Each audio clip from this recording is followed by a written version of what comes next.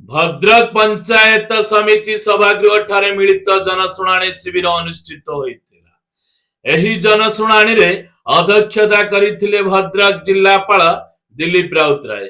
आरक्षी अधीक्षक श्री मनोज राउत उपस्थित थिले।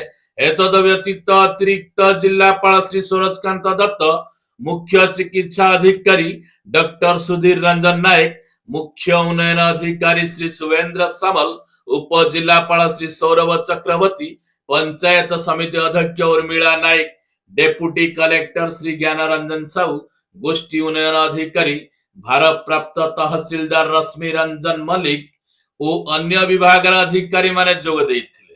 समस्त विभाग अधिकारी माने उपस्थित रही दाखल होइतिबा अभियोग पत्र को समाधान पाई पदक्षेप नैथिले।